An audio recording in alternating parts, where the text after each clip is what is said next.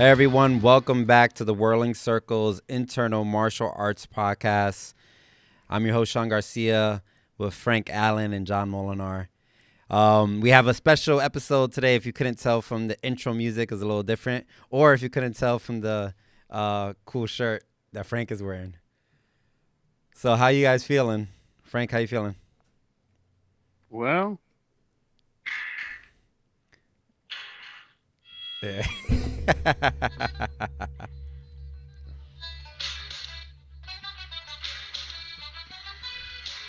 Feeling celebratory, yes. Awesome.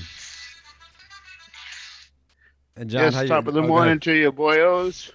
Welcome to our St. Paddy's Day podcast, where we will discuss the fighting arts of the Emerald Isle. Yes, yes, indeed. John, how you feeling before we I get feel into great. it? I am excited because, as both of you know, spring showed up this week, and now this Friday we're gonna start some in-person classes, and everything seems great.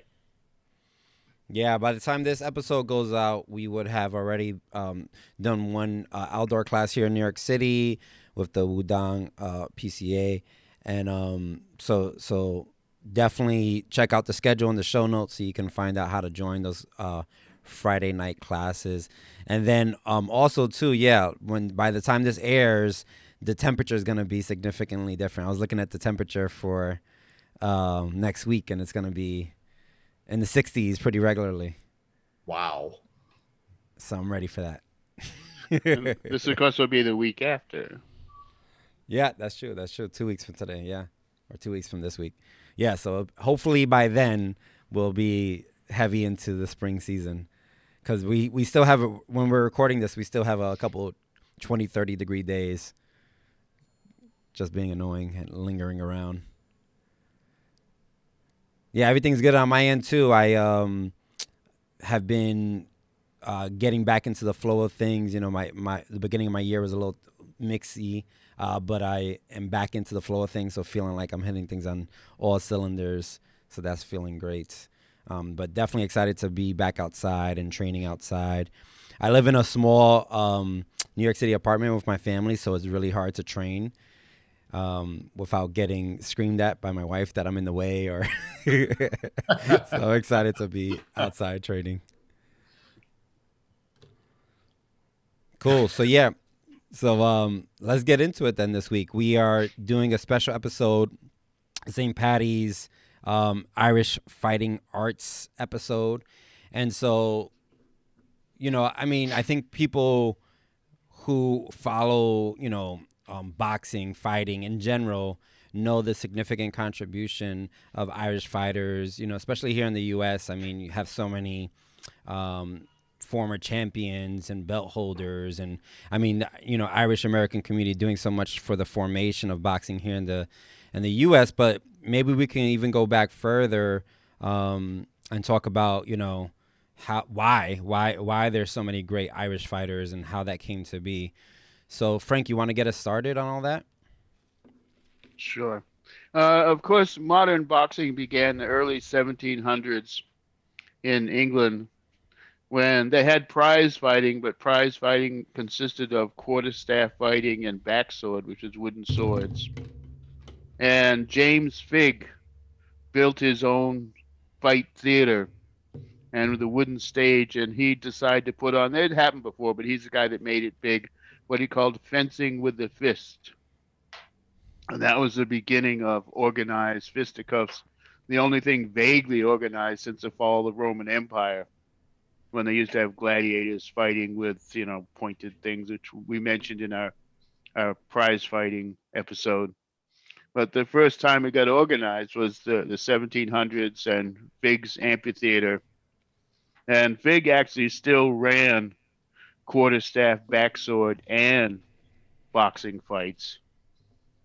And when he retired, his student George Taylor took over his amphitheater and continued to run fights and started to run a bit more boxing and declared himself the champion. By the way, these guys, Figg and Taylor, would declare themselves the champion as long as they didn't get beat by anyone. they got to be the champion. And then came Jack Broughton, who was a student of both Big and Taylor's.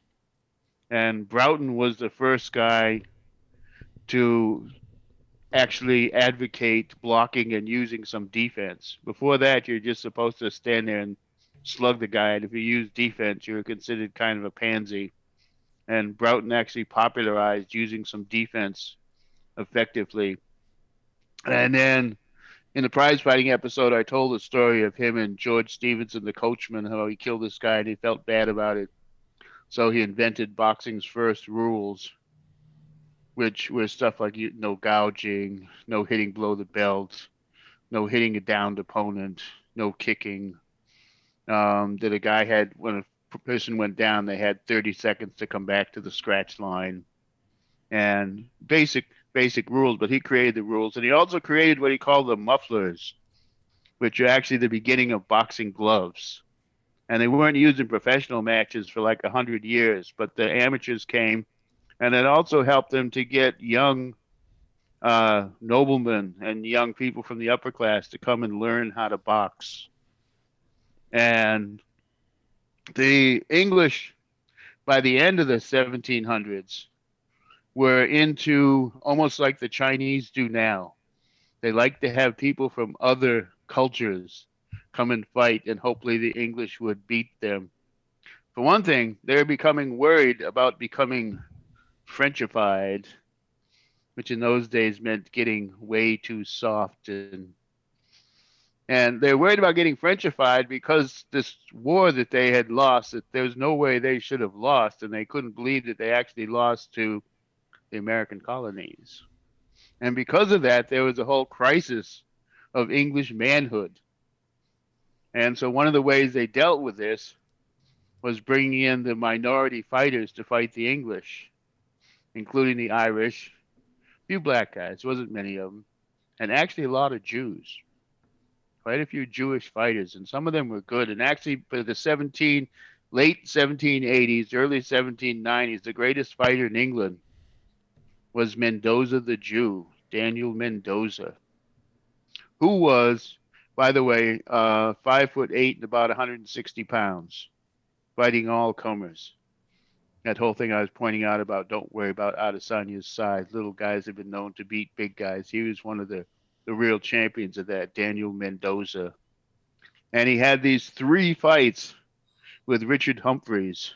And Humphreys was the ultimate English gentleman, quiet and always polite and doing his gentle stuff. And Mendoza was like about a step off of being Conor McGregor. I mean, he was not doing criminal things like punching out old men in bars and throwing steel dollies through bus windows, but he was very brash, very good at promoting fights, very good at running his mouth and getting copied in the press to get interest in himself.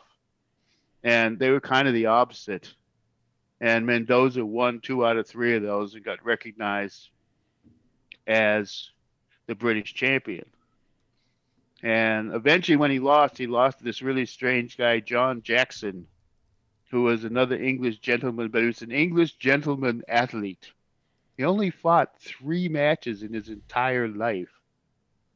But as an athlete, he was the walking champion, he was a running champion, he was the rowing champion, and stuff like that. And he was big.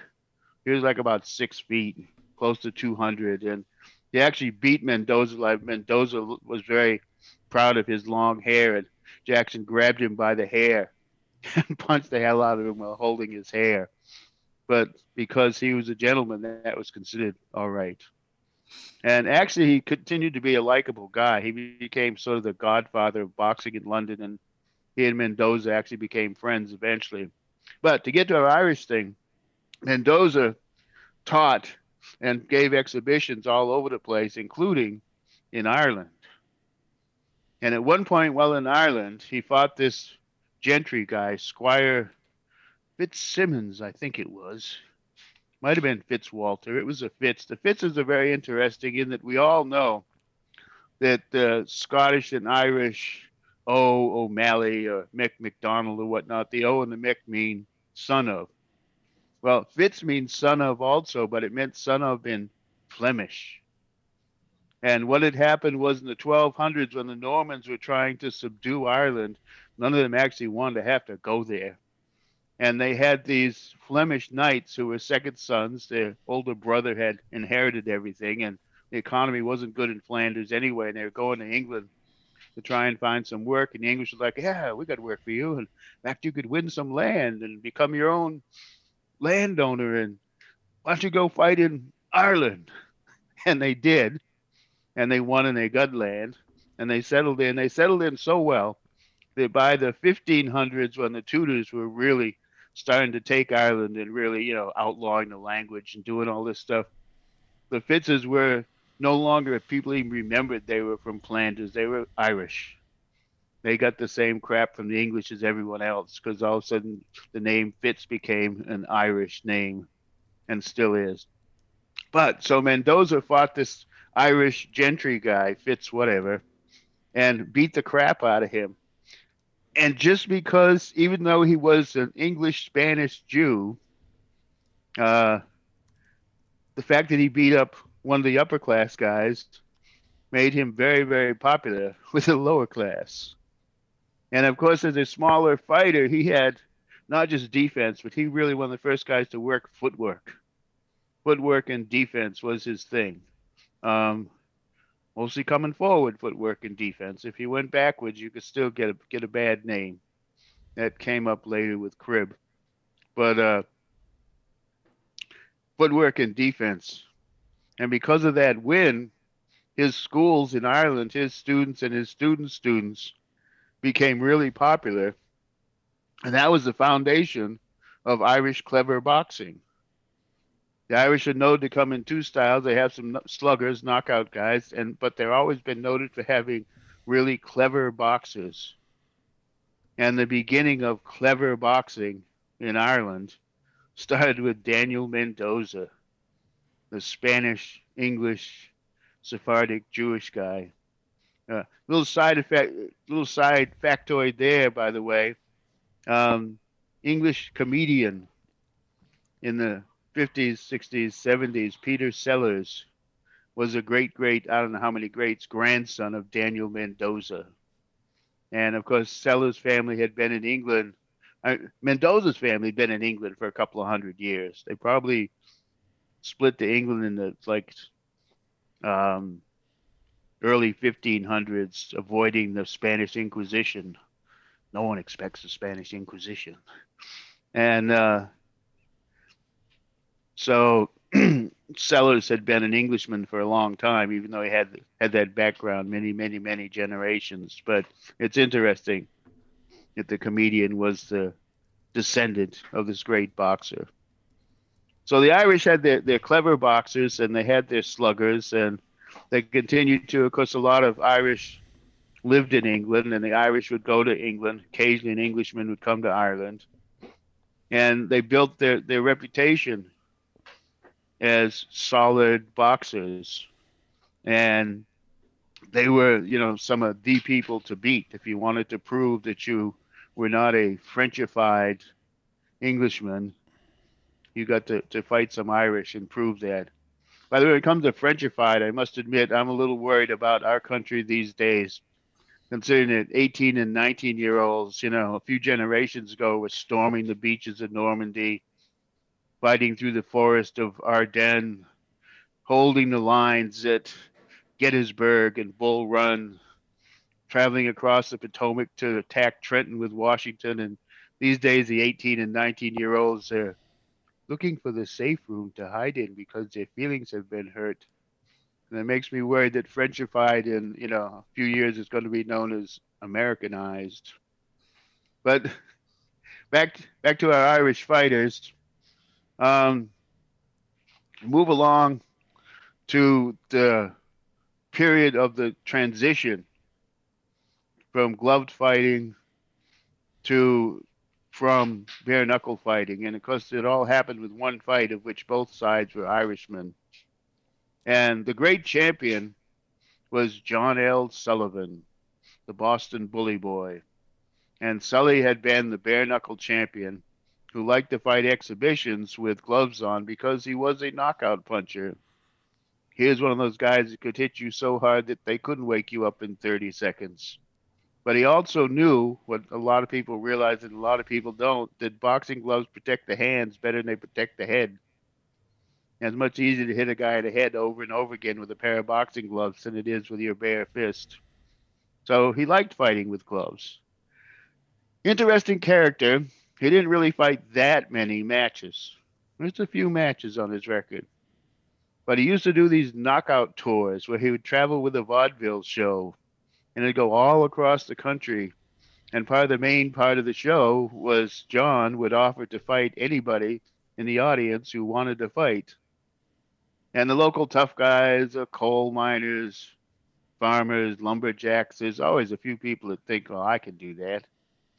And they were called knockout tours because he would knock out 4 or 5 guys a night, night after night. He knocked out hundreds and hundreds of guys in these knockout tours going around. So he didn't really have to fight that many matches with that kind of reputation, going around knocking out 4 or 5 guys a night.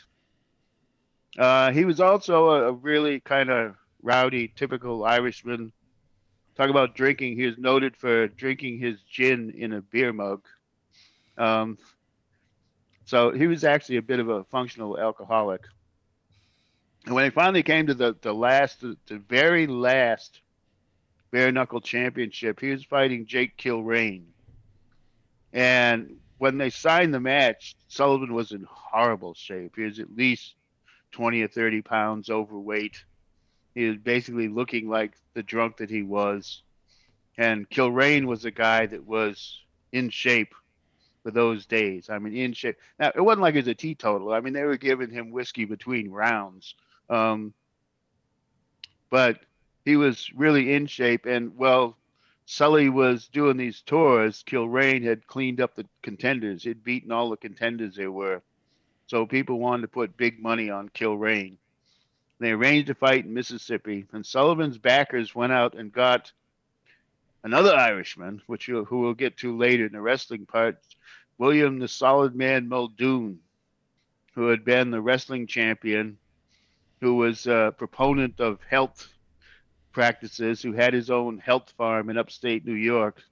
And they went to Muldoon and said, can you get Sully in shape? I said, I'll get him in shape. In fact, if he doesn't win this fight, you don't owe me anything. If he wins a fight, I want X amount of money. And he brought Sully to his farm, and the first thing he did was he made him live in the workers' quarters and work in the fields like anybody else, regular farm worker for the first 2 weeks, which he said was just to squeeze the alcohol out of him. And then he started training him to get him in shape. And actually, when Sully showed up at the fight, he was in tip-top fighting shape. Muldoon had done his job. He was in really good shape. And he and Kilrain fought something like 80-something rounds. Now, of course, like I said, they weren't timed rounds. They fought till somebody went down. So a lot of them were shorter than 3 minutes. Some of them weren't. But they fought 80-something rounds. Sully hadn't been drinking at all. And at one point, they gave him some tea with some whiskey in it, and he threw it up. And he later claimed that he had just thrown up the tea. Kilrain was drinking whiskey between rounds, which was a standard practice anyway. But towards the end of the 80 rounds, Kilrain started to run out of gas, and Sully was still in great shape. And Sully finished him off in the 80-something round and maintained his championship. And then the next fight that came around there was a young Irish bank clerk from San Francisco who was Jim Corbett, known as Gentleman Jim Corbett. And he was strictly a gloved fighter. And he was the option. When we talk about Irish sluggers and Irish clever boxers, well, Sully was obviously the Irish slugger, and Corbett was a clever boxer. Corbett was about 6 feet tall, a couple inches taller than Sully, and a few pounds lighter, and quick on his feet with a really good jab. And Sully's big mistake was he went to Muldoon, and Muldoon told him how much money he wanted, and he wouldn't pay him. So Muldoon did not train him. And therefore, he did not get in particularly good shape for this fight. So when the fight came about, they agreed for the first time to contend the heavyweight championship with gloves on. And Corbett kind of boxed his ass off. Took about 12 rounds or so to stop him. I think they may even have been using the new Marquis of Queensberry rules, which had been around for a few decades as amateur rules, which are what we have today: 3-minute rounds, 10 seconds to get up when you're knocked down. Um, but Corbett stopped him in 11 to 12 rounds and became the heavyweight champion of the world. And it was also one of those things after he did, he went to the dressing room with Sully and apologized, kind of like Rocky Marciano and Joe Louis or Larry Holmes and Muhammad Ali, and said he was sorry to have to beat his hero, but and as a professional fighter, that's the way it went. But he had complete respect for Sully, and they became good friends. And in fact, a while after that, Sully became a complete teetotaler and was one of the guys that went around preaching and working for the group that were trying to outlaw alcohol in America, which of course took another 30 years before it happened in Prohibition. But he actually ended up becoming one of those guys in later life. Um, Corbett won some fights. He, of course, had a guy in his neighborhood, a Jewish guy, Joe Kowinski, who would have been a world champion if he had not only been at the time of Jim Corbett, but for Christ's sakes, he was lived in Corbett's neighborhood in San Francisco. They were neighborhood rivals. And Kowinski was another slick boxer, but a little bit smaller. In fact, he could have fought lower weight classes, but it was only heavyweight to middleweight at that point. And a little side thing, Kowinski at one point went to Galveston and fought this black guy and outboxed him and won, but boxing was illegal in Galveston and they got arrested afterwards. And whereas normally they'd never put the white guy and the black guy in the same cell, when the white guy was Jewish, it was different. So they spent 2 or 3 months in a cell together and not having too much else in common. He trained the guy in how to fight clever fighting. And the guy went on to become the first black champion in history. As Jack Johnson was the guy that he was in the cell with. But so Corbett beat Kowinski. He beat a few other people. And then, oddly enough, an Irish, Cornish, Australian was a middleweight champion, Ruby Robert Fitzsimmons. And there we go, that Fitz again. Ruby Robert Fitzsimmons. And he challenged Corbett, and they didn't like each other much. So even though he was much smaller, and he was tall and just weighed less. In fact, Fitzsimmons had been a blacksmith, and he was built really weird. He had a huge, like heavyweight chest, shoulders, upper arms. And then he had legs that were like sticks. Really nothing in his legs. They're like sticks. And he was a smart guy. He studied Corbett's style and studied Corbett's style. And they fought something like 11 to 12 rounds, at which point he'd been working this one technique he was looking for, this one technique that became known as the Fitzsimmons shift, where all of a sudden, he's fighting left side forward like most boxers. He steps forward with his right foot and throws his left hand into Corbett's solar plexus, knocks all the wind out of him, drops him. Corbett's on the mat with a perfectly clear head, but he can't get his breath and he can't get his legs to work because there's also a nerve center in your solar plexus.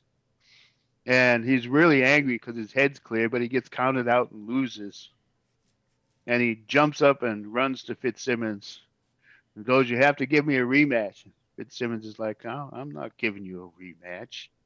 He's like, "Well, you have to give me a rematch."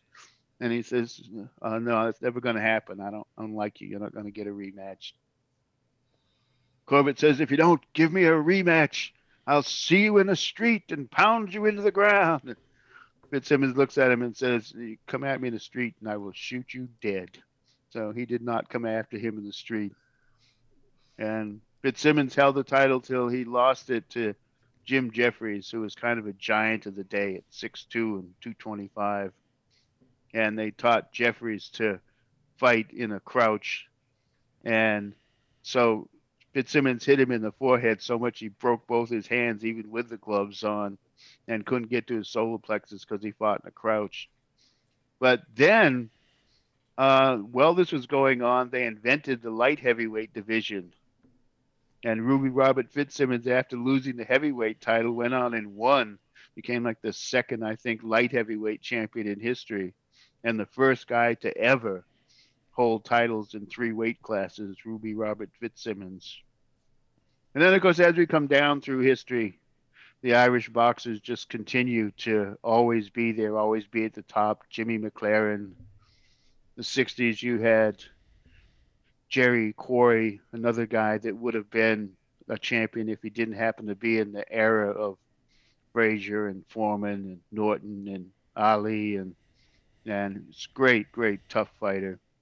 And Jerry Cooney fighting Larry Holmes.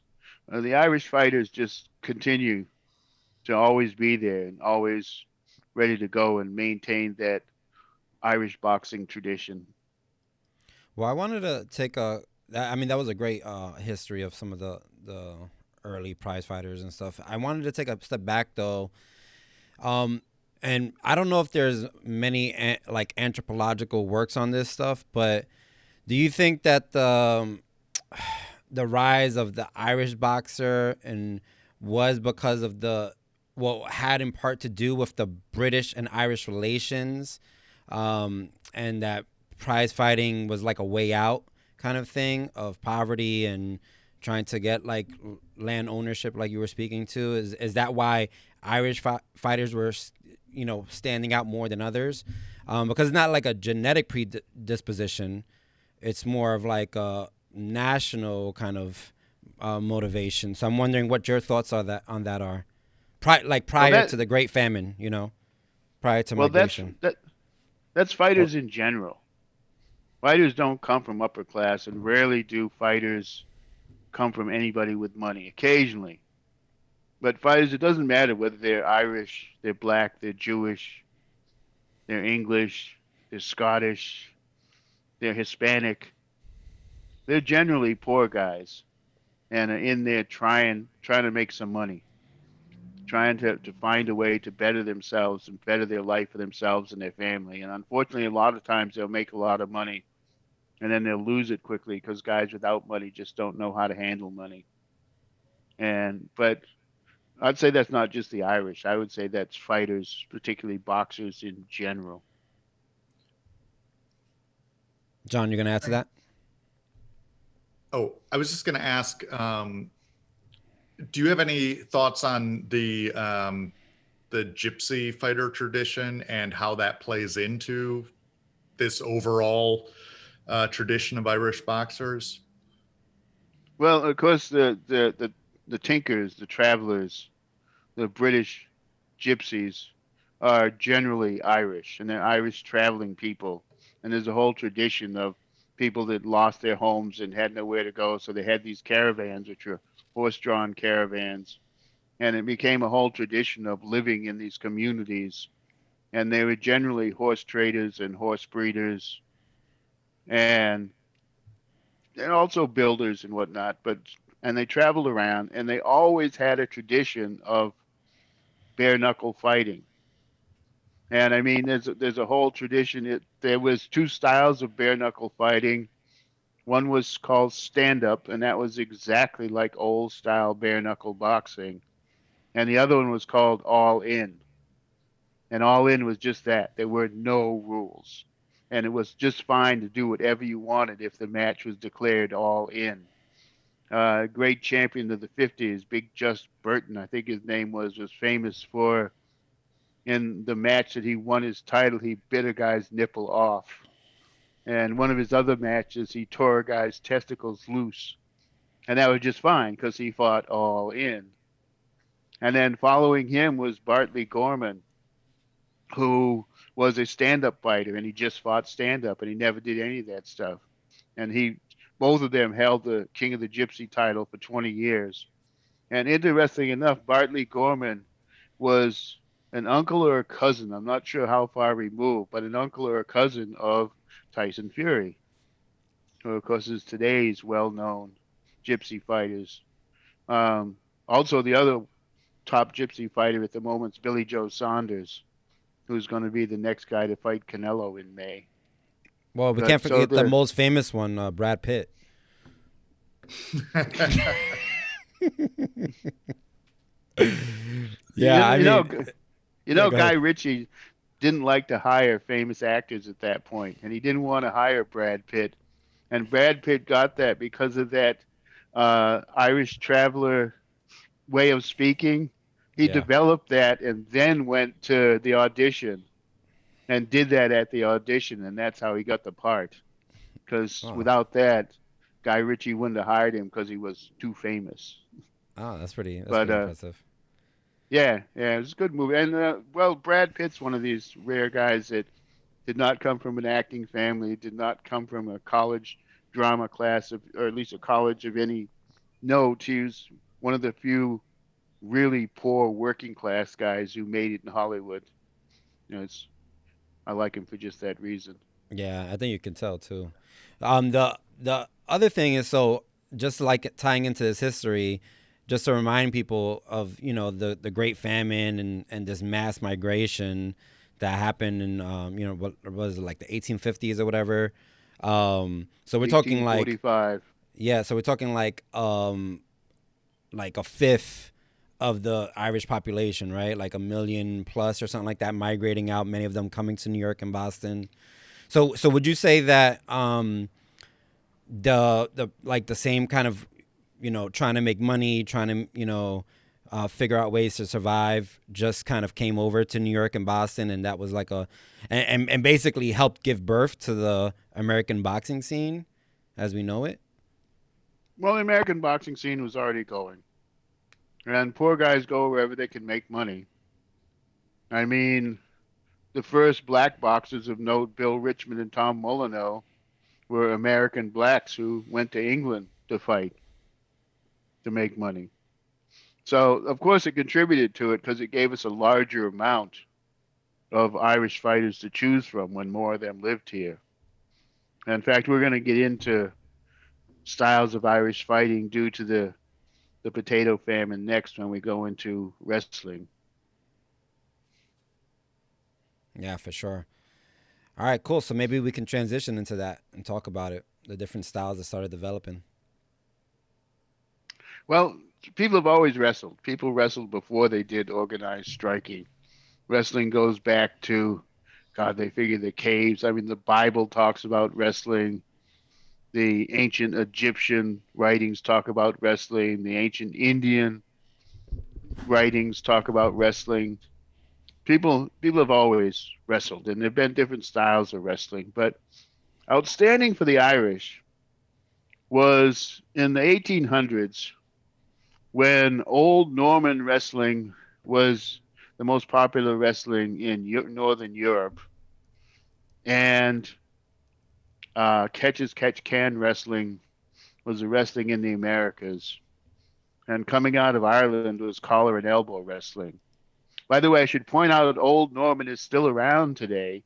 It's just known as Greco-Roman.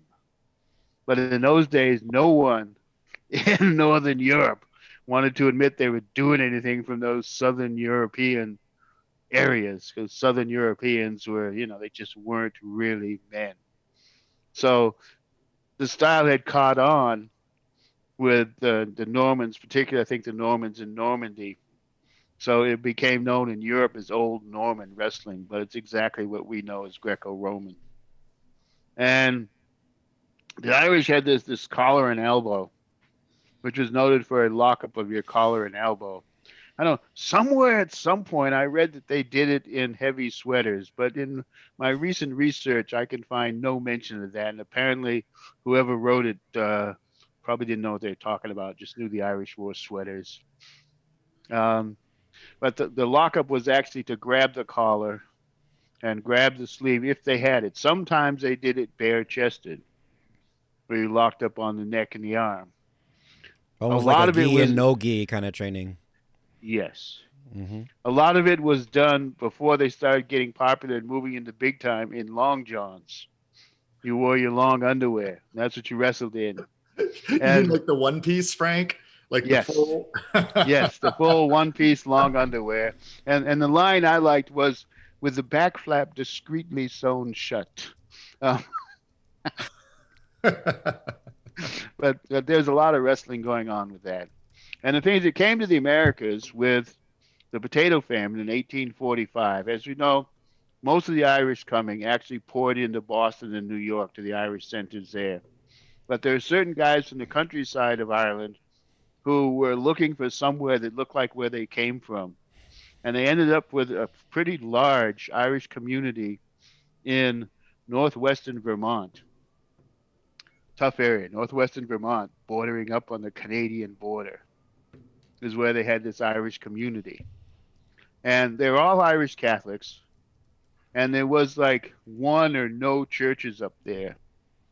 But famous in the 1840s and 50s was this one Irish priest, Father Thomas McQuaid, who became known as the tramping priest of the Green Mountains because he walked all over the Green Mountains for 30 years. And he would show up and he would give mass in your barn. He'd give mass in your wood shop. He'd give mass in your living room. He showed up and he did mass for the Catholics that had no way to get a mass done, no way to do their confession, no way, no priest, period. And he traveled around and he was the priest for the whole area. And people also liked him because he was the kind of guy, if he showed up and you were having a building bee or building somebody's barn, he was right in there working away, building the barn. He showed up and it was time to gather the crops. He's right in there helping you gather the crops. It's time to sow the seeds. He's helping you sow the seeds. He would show up and he would work with the people and do mass for them. When work was over, Thomas McQuaid was a heavy advocate of collar and elbow wrestling.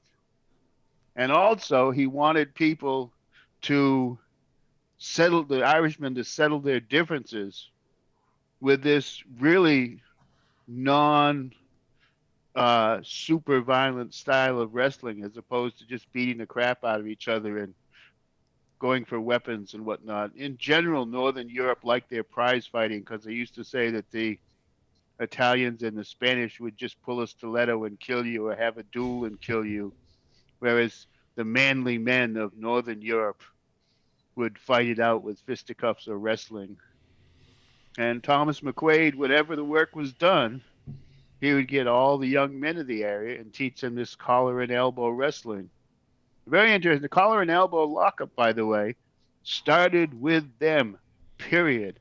And it is the most common lockup in wrestling today. You see it all over the place.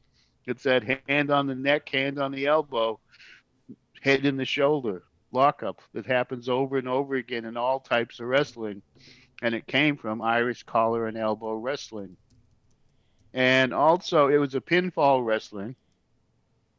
When you went to the ground, you maneuvered for a pin.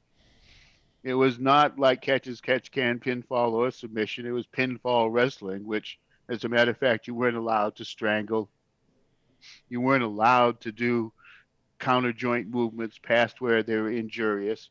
That's why McQuaid liked it. It was a style of fighting that didn't really mess people up, but at the same time, it was a ground grappling system also. It wasn't like the many back hold systems and many systems that just wrestled to throw. And once the throw was done, that was it. They did wrestle on the ground. And it was very, very difficult. Because, like today's pin is if the guy's shoulders touch the mat for a split second, bang, he's pinned. And it's sort of one count, but they don't even wait for the 1 second. And a lot of traditional in catches catch can was pin and submission. Pinfall was a count of three with the shoulders, points of the shoulders touching the mat. In collar and elbow wrestling, it was called a 4-point pin. You had to pin the points of his shoulders and the points of his hips for a 5 count. You had to pin the points of his shoulders and the points of his hips for a full 5 seconds to get your pin. And it led to some really strenuous and requiring a lot of stamina type of wrestling involved. And it became so popular in Vermont For something like a 40 or 50-year period, it was the state sport of Vermont. They had tournaments all over Vermont. I mean, these guys came down from the Green Mountains and brought it all over Vermont. And then eventually they started going to Boston and New York and various places and wrestling the catch-as-catch-can wrestlers and holding their own quite well. And at that point, they moved, didn't still do the long johns when they came out of Vermont. Probably even when they came out of the Green Mountains, they had specific close-fitting canvas jackets and shorts was what they wrestled in. Once they got more organized, it started moving into more professional and noted venues. And they had people like handsome Johnny McMahon came down. First he won in Boston, and then he came to New York and actually went to Henry Hill's of Houston Street, which was the most famous sporting club in the world at the time. I mean, Henry Hill at one point made $1 million. And I looked that up. $1 million in the 1880s is worth $24 million today. It's like, and he made that running his club. And it was a very, very famous club. It had 3 floors. The first floor had the rat pit. The second floor had the dog pit. And the third floor had the ring for boxing and wrestling. Henry was a Cockney Englishman who was noted for boxing himself. When no one else was there to box, he would box his waiters, or the waiters would box each other. But there's always some boxing to watch. Although they claim that it cost twice as much to get up next to the dog pit as it did for a ringside seat. And it cost twice as much to get up to the rat pit as it did to get up to the dog pit.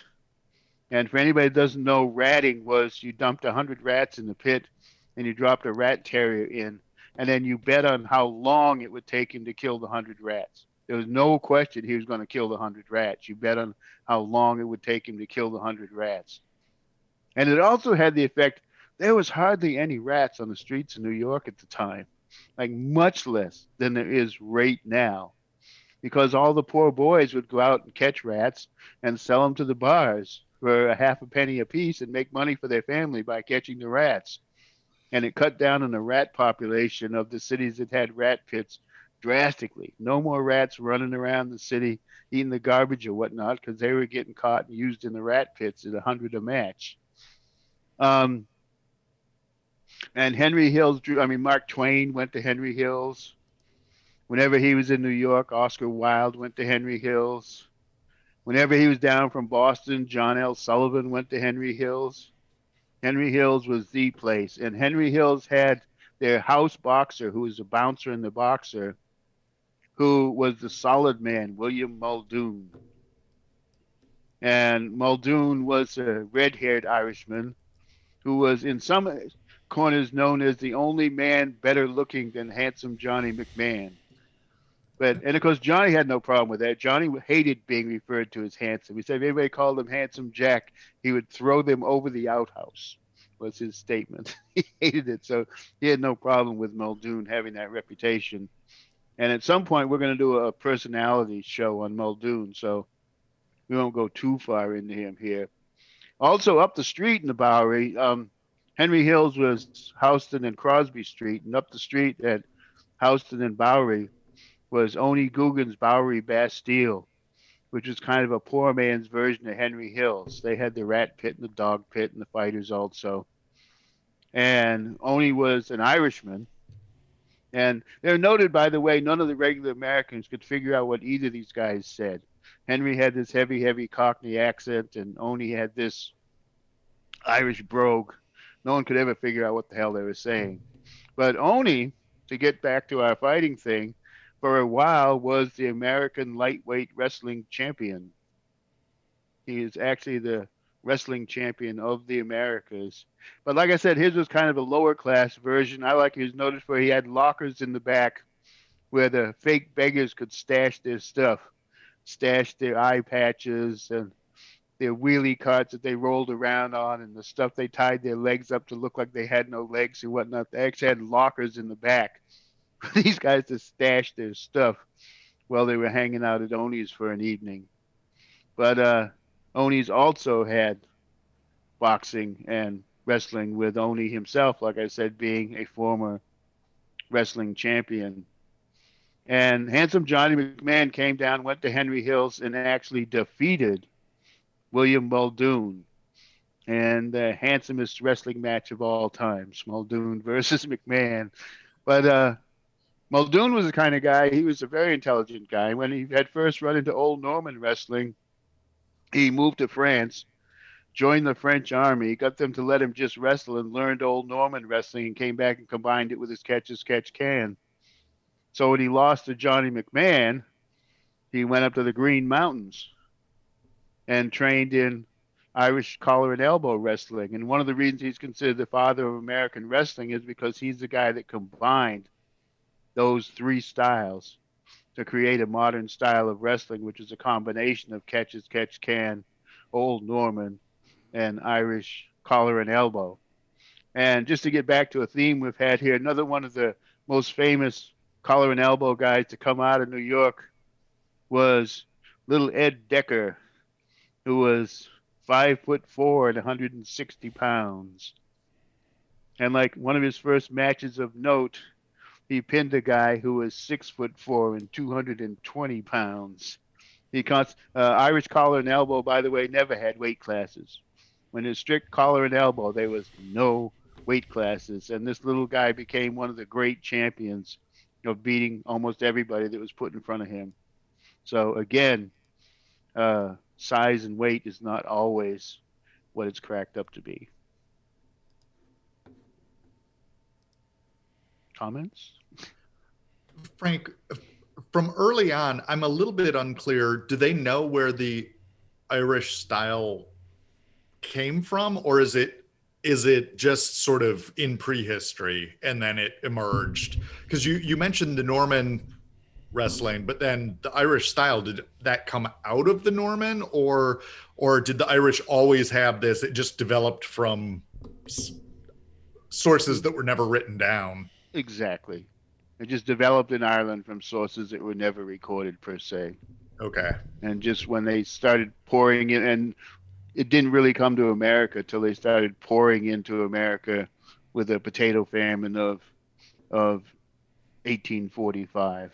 And do we have any references to wrestling in the old Irish? You can pronounce these different. You know what I'm talking about. The old myths that were from Ireland. Is there references to wrestling, or is it probably? Yes. Yeah. Okay. All those old myths have references to wrestling. I'm pretty sure the Cahulan story has wrestling. The Finn McCool story has wrestling. Okay. Everybody at some point has some wrestling in there.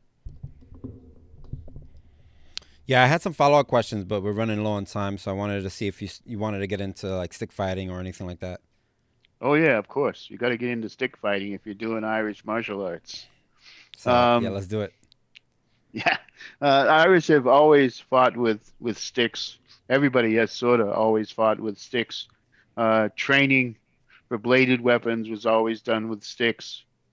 A lot of the 4-foot stick stuff was exactly longsword technique, and some of the shorter stick stuff was shorter sword technique.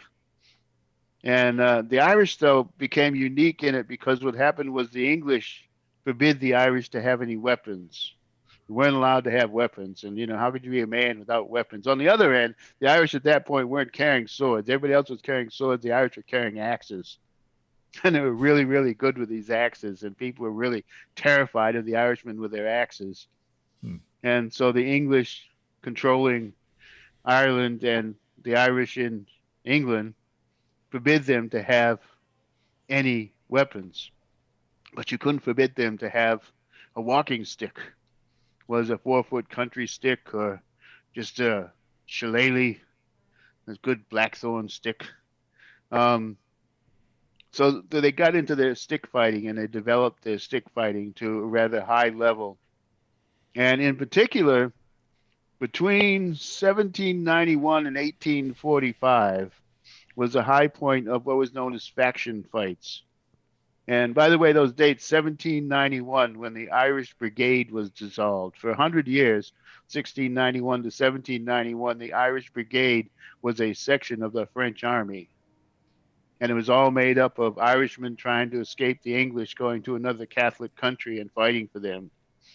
And then in 1791, when the Republic, which came about as like the French Revolution, came, they outlawed and disbanded the Irish Brigade, and the Irish guys came home. And that's where a lot of the faction fighters came from.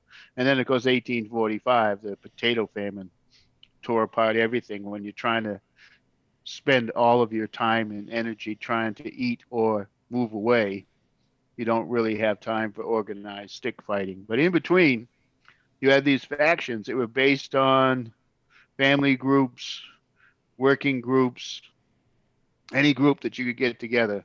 They had a faction. And they were kind of like football firms or the football hooligans.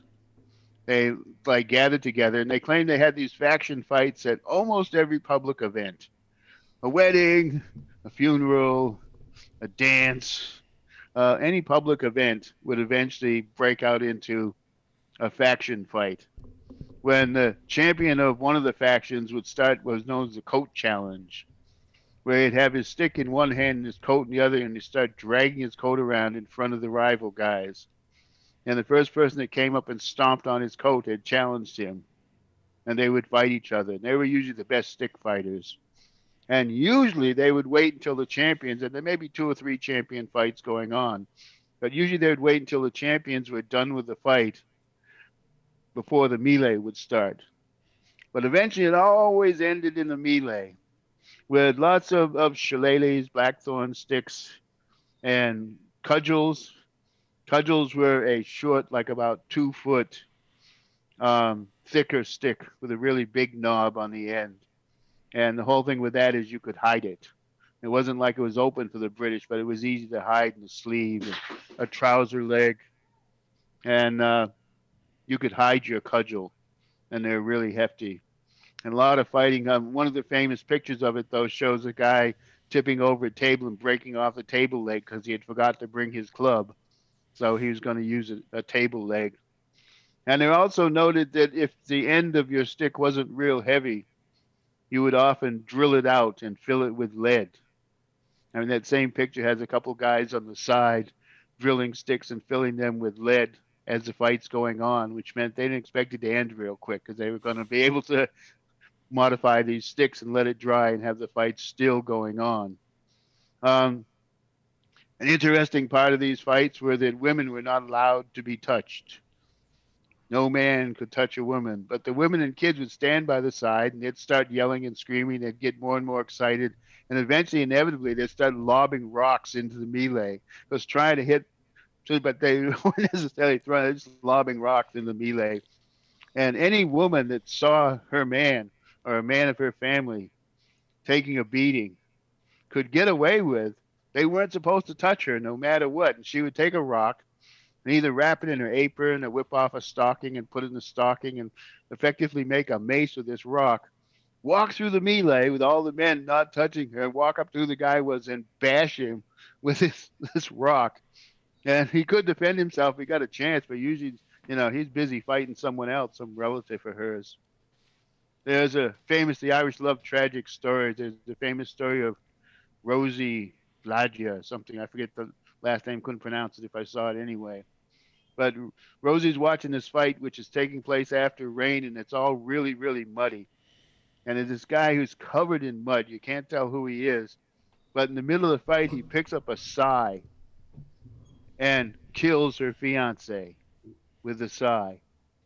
So Rosie immediately whips off a stocking, throws a rock, and it goes walking through, comes up behind the guy, and bashes his brains out, kills him dead as a doornail, and goes back. When the fight's over and they wash the mud off the guy, she had just killed her fiance. And her father was dead, and now her brother and her fiance is dead, and she's now a woman with no man to take care of her, which in that, late 17, early 1800s in Ireland was not a good thing. But her fiance had killed her brother, and she had killed her fiance, and she was now a manless woman. Famous Irish sounds like a good story. Yeah, sounds like a good book deal. Tragic But novels. yeah, they had these fights. Sometimes, people getting killed and whatnot, bad feelings, continued feuds that would go on for a long time. Other times, nobody got hurt really that badly. They say a lot of what would save is a guy'd go down and there'd be so many people trying to hit him at once that their sticks would all get tangled above him and almost no one would touch him because there's so many people trying to hit him at once. And if you had a fight like that in the afternoon, they were actually noted sometimes they'd spend the evening drinking together, going over the wonders and heroes of the afternoon fight. But because there are other times that feuds would start to be blood feuds for a long time. And this went on until the potato famine of 1845, when, like I said, people were too busy trying to stay alive to have these faction fights. And coming off the potato famine, there was much more organized attempts at fighting the English, because it was noted that you shouldn't fight each other anymore. You should fight the English, because of course the Irish potato famine was kind of contrived. The Irish were growing enough potatoes that they could have lived on it, but the English were still demanding their percentage and taking their potatoes and selling them for a profit, while they're leaving not enough for people to eat and people starving to death. Thousands and thousands of people starving to death, which is why something like 1 million or 1.5 million people emigrated. New York, Boston, London, Vermont, that they left. But faction fighting was the height of Irish stick fighting, and it went on back in the hills and whatnot. It went on actually till the early 1900s, and there were family styles. And from what I've heard, though, the only family style that continuously has come down and is actually being taught in this day and age is the Doyle family style, with Glenn Doyle from Nova Scotia, who is a martial arts instructor in general. Apparently, he also teaches Hung Gar, Chinese martial arts. But he teaches the Doyle whiskey dance stick family style. And people that can find him or find his students, that's the one way that you can find and study an actual Irish faction fighting stick style. Frank, so any videos on that I looked up online before this, that would have been going back to his style? All of them. Okay, because what I noted, which does not make sense with what you said about this coming out of sword technique, was they do a lot of blocking with both hands on the stick, and also the striking. They hold the stick maybe a full foot from the end, and I saw guys blocking a lot with the lower end of the stick and then striking with the upper, which is pretty different than other stick fighting techniques that I've seen from other parts of Europe. One of the trademarks of Irish fighting. Okay. Is holding it down and blocking with this end and striking with this end, or vice versa. But this holding it down, some of them actually hold it in the middle, but generally it's considered a third of the way down, is a standard Irish stick fighting style. Okay. Is leaving that. And this, of course, is the Doyle family thing. And of course, the trick is that they get to really snap it. And it can come out this side or it can come out this side. Okay. So the idea is block and snap, block and snap. And that's a trademark of the Doyle family. Whereas this, third or half hold is a trademark of stick fighting in general. Okay. Interesting. And remember that when it comes from sword, you got to remember that sword fighting as it came down in the Renaissance era was different. That when men were wearing gauntlets, and there was a lot of holding it and banging them with hands, holding it with two hands. There's a lot of stuff that went on in those styles of fighting that you don't necessarily think of as sword fighting. Okay. The other question I had is, obviously Blackthorn is what we associate with Irish stick fighting, but is that, were they using all different things? Because Blackthorn, the sticks that I've actually held are not that heavy. So when you were talking about loading one end with lead, Mm. that makes sense because the stick itself is maybe not as light as rattan, but it's certainly not as heavy as like a hardwood stick. Well, the reason that people liked it is because it was light and hard. It was this light, but it would rarely break. Okay. And I read one book, that one I said I wasn't too pleased with. It was talking about blackthorn growing all over. I've generally heard that the true blackthorn only grows in Wicklow County. Oh. So of course they made sticks out of other stuff. There wasn't that much of it. And blackthorn was, you notice how they always have these little knobs all over the place? Right. Well, that's where they removed the thorns. Right. Blackthorn was exactly it. It had these thorny things coming out of it. At some points they just clean off enough for a hand and leave the thorns in it. Oh, okay. But it was famous for being light and strong. Yeah, Yes, and they are light. I remember listening to Glenn Doyle on another podcast, the Whistle Kick podcast. He does a really good interview on there. He speaks a lot about the system and stuff. So if people are interested, they can check out that podcast too. But so a lot of rich history in Irish martial arts and fighting arts. Who are some of the current fighters that are representing? I know there's what's her name, Katie Taylor, who's really holding it down. Who are some of the other notable Irish fighters right now? Well, of course, you're going to talk about today's Irish fighters. You can't not talk about Conor McGregor. Um, he is the bad boy. He is past his prime. As you know, he's not one of my favorites, but he certainly is probably the most outstanding Irish fighter at the moment. And there's a young grappler out of his gym called James Gallagher, who is also becoming, a famous fighter. And then you've got the Furies. You've got Huey Fury and of course Tyson Fury. And although they're from England, they're still from an Irish background. They have cousins and whatnot in Ireland, and most of the Tinkers are considered Irish background, even if they've been in England for a few generations. So that would probably include Billy Joe Saunders also. Awesome. So still very strong tradition, and so we're very proud to celebrate Irish history and Irish fighters, and wishing everybody a happy St. Patrick's Day.